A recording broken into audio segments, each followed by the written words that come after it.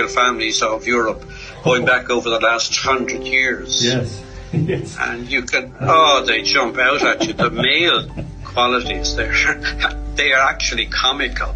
I mean, isn't that, but it's amazing, isn't it? I mean, the royal families of Europe are full of, trannies, basically. Trans people, transsexual. I mean, that's kind of mind-blowing, right?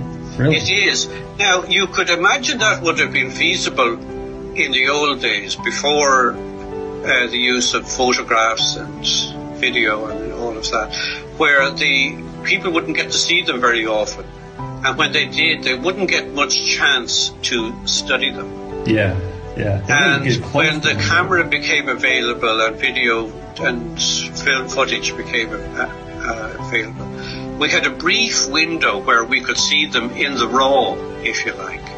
But in the last 20, 30, 40 years, they appear to have greatly improved the quality, so that they're much more convincing transgenders now. Yeah. And of course, they carry out more surgery on them now. I would recommend, if you're interested, to go out and check some of the junior members of the British royal family. Oh, yeah. The ones who are around 5, 6, 7, 8. They are just like little boys, you know. Yeah. But by the time they're 13, 14, 15, between the chemicals and the hormones, the surgery and so on, they will be more convincing females than they are at the moment. Yeah, it's just such a strange thing to do, you know, for just normal people like us. We just think, why would anybody want to change their gender or pull out, try to do this deception? And now, do you think it's something they have to do to please their gods, right? Their masters? I think it is. I think it's part of this cult, club, society. You know, Mrs. Thatcher made a famous remark years back. She was one, and she spoke about a certain person who was getting above a station, and she was saying, he is not one of us. And, at the time you would tend to think, well, they're speaking only of the power elite.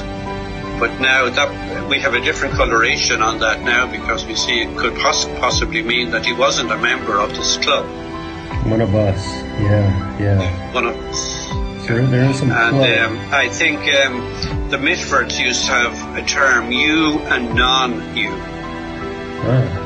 The you being us, and of course the non-you being the rabble. And if you're one of us, then of course there must be some physical evidence that you have joined this club.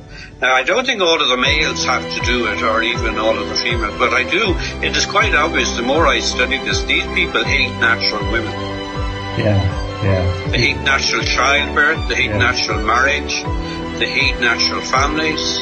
Yes. Is that their hatred of humanity in general, or what is well, it seems to be whether Satan hates women more than men, and this is carried through, or whether it's part of a general strategy that they are following to wipe out the family, separate sex and marriage, separate the rearing of children from their parents, so that the state raises and brainwashes the child, and where generation takes place without the uterus, because the striking feature of an androgyne is the thing you can't see.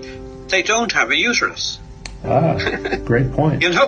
But they always pretend like they do.